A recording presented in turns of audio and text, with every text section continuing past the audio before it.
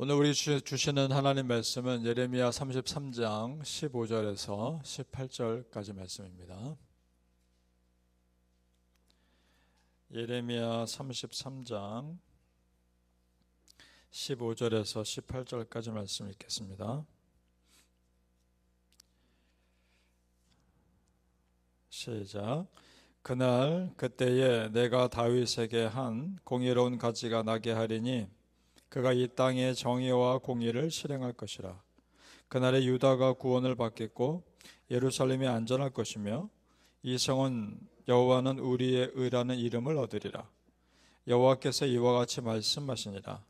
이스라엘 집의 왕위에 앉을 사람이 다윗에게 영원히 끊어지지 아니할 것이며 내 앞에서 번제를 드리며 소제를 사르며 다른 제사를 항상 드릴 레위 사람 제사장들도 끊어지지 아니하리라 하시니라. 아멘. 오늘 새벽 예배하신 하나님의 은혜가 우리 성도님들께 함께 하시기를 예수님 이름으로 축복합니다. 아멘. 자, 하나님은 단순히 이스라엘 백성들이 잠깐 회복하는 것만을 말씀하시지 않습니다. 이스라엘 백성들의 그 후손과 영적 이스라엘 된 우리의 영원한 회복까지도 말씀하십니다. 그것이 15절입니다. 제가 읽겠습니다. 15절 다시 보시죠. 그날 그때에 내가 다윗에게 한 공의로운 가지가 나게 하리니 그가 이 땅의 정의와 공의를 실행할 것이라. 자, 그러면 여기서 말하는 그날과 그때가 언제일까? 가까이는 바벨론 포로 생활 70년을 마친 그때일 것이고 멀게는 메시아가 오셔서 천국 복음을 선포하실 그날입니다. 한 공의로운 가지가 나게 하리니 지금까지 세상 왕들과는 다른 하나님 앞에 바로 서 있는 완전한 의로운 왕을 말씀합니다. 영원한 왕으로 이 땅에 오신 예수 그리스도입니다. 그가 다윗의 후손으로 이 땅에 오실 것을 말씀하시는데 왜 하나님은 이런 메시아에 대한 예언을 미리 말씀하실까? 그 당시 사람들은 이 말씀 무슨 뜻인지 정확히 몰랐을 겁니다. 우리야 신구약 성경을 이미 다 아니까 이 말씀이 메시아에 대한 예언이라는 걸 금방 이해할 수 있지만 그 당시의 사람들은 아마도 이 말씀이 단지 회복된 이스라엘에 대한 새로운 왕을 말씀하시는 것이라 이해했을 겁니다. 그러나 하나님께서 이런 메시아 예언을 미리 말씀하시는 이유가 있습니다. 지난 시간에 드렸던 말씀과 같은 맥락으로 이해할 수 있는데 지난 시간에 성경의 스토리를 옛날의 이야기로만 이해하지 마시고 지금 나에게 적용할 수 있는 살아계신 하나님의 말씀으로 받아들여야 한다라고 말씀드렸죠. 같은 맥락입니다.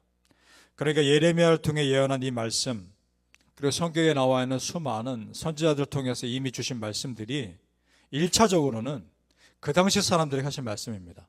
그러나 궁극적으로는 그 말씀을 읽고 있는 우리에게 하시는 말씀입니다.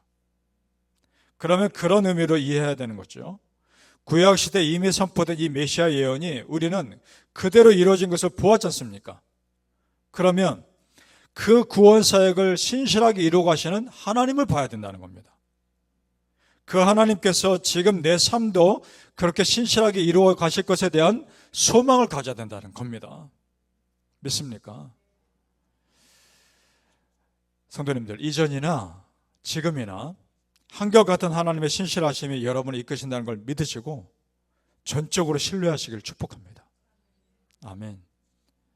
지금 이 말씀이 단순히 이스라엘 백성들에게만 해당되는 것이 아니라 온 인류를 향한 말씀이라는 것을 알 수 있는 결정적인 구절이 나오죠. 17절과 18절입니다. 다시 한번 읽어보겠습니다. 예레미야 33장 17절에서 18절 말씀. 시작.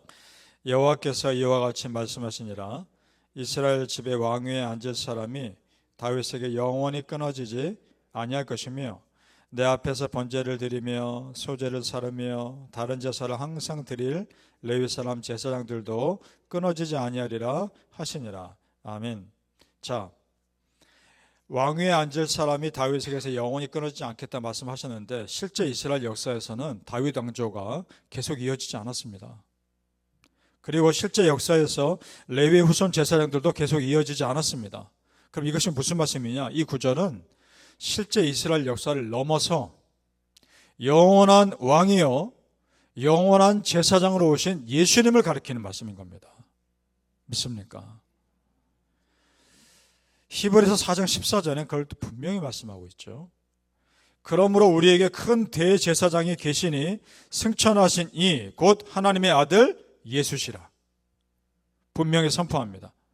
그러니까 예수님은 당신께서 친히 제물되기도 하셨고 친히 제사장도 되셔서 인류를 속죄하는 단 한 번의 제사를 하나님께 완전히 드리셨습니다. 그 제사가 십자가 사건입니다.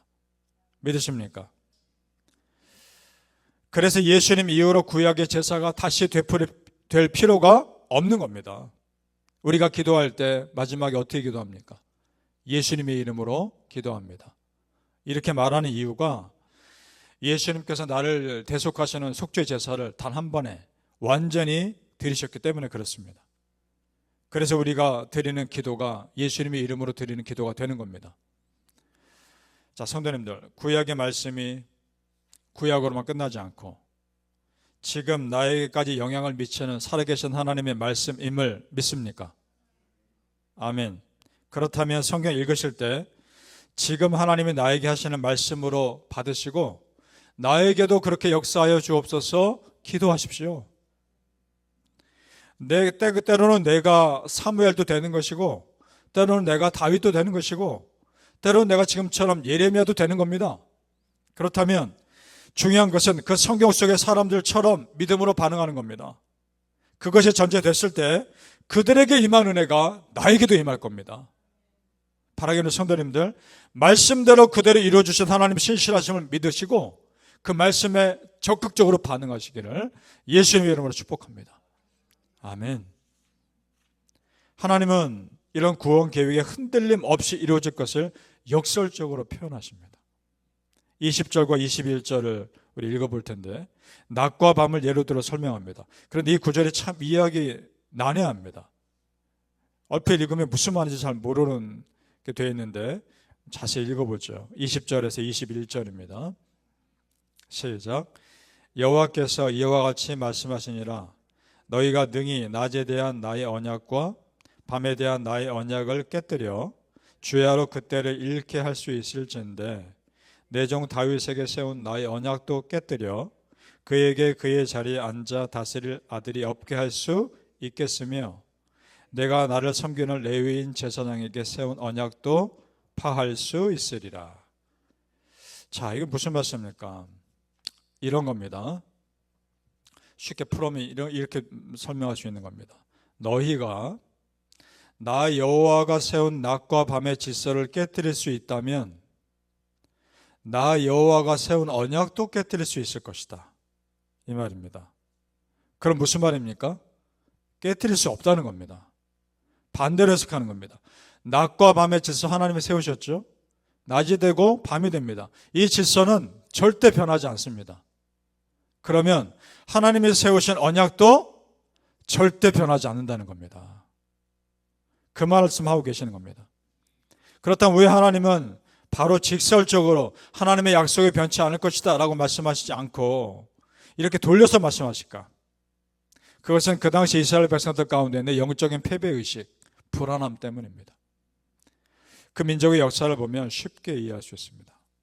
자, 예루살렘이 망하기 전에 북쪽이 먼저 망했죠. 북이스라엘이 BC 722년에 아수르 제국에 의해 망하고 그때도 포로로 끌려갔습니다. 아주 비참하게 무너졌죠. 북쪽 땅이. 그리고 지금 BC 586년에 예루살렘이 망합니다. 성전이 폐허가 되고 완전히 무너집니다. 포로로 끌려갑니다. 그들의 생각 속에는 불안한 거 있는 겁니다. 하나님의 말씀이 정말 이루어질까? 하나님의 약속이 정말 이루어질 수 있을까? 불안함과 두려움이 항상 깔려 있는 겁니다. 그런 그들에게 낮과 밤을 예로 들면서 자연 질서가 바뀌지 않듯이 절대 안 바뀔 것이다.